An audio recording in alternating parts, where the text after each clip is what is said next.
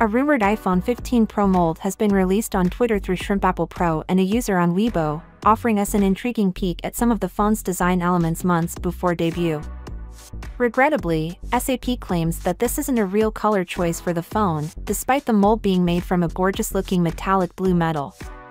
We can also ignore the curiously pronounced MagSafe magnet holes on the rear of the device, since they are probably there as a design assistance for manufacturers rather than a radical departure from previous iPhone designs.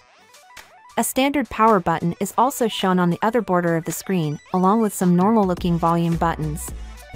It was rumored that the next professional iPhones will have a single solid-state volume rocker that would not move but would instead provide haptic feedback to the user when altering the volume.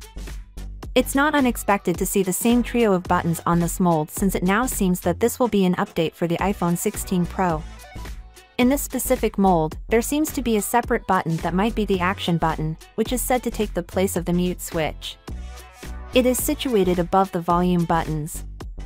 This button may be used to quickly access a number of shortcuts in addition to being a means to quiet the iPhone.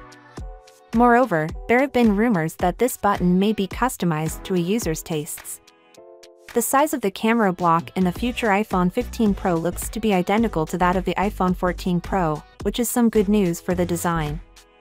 In contrast to last year when Apple unveiled a 48MP main camera, it is not believed that there would be any substantial enhancements to the phone's photographic capabilities.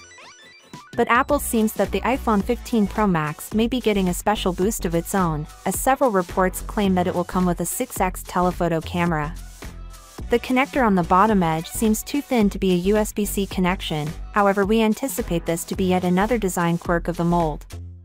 Despite the possibility that the Pro model's USB-C might provide faster data and power transfer rates than the ordinary models, Apple is all but certain to abandon Lightning connectors in favor of the more popular connection this year.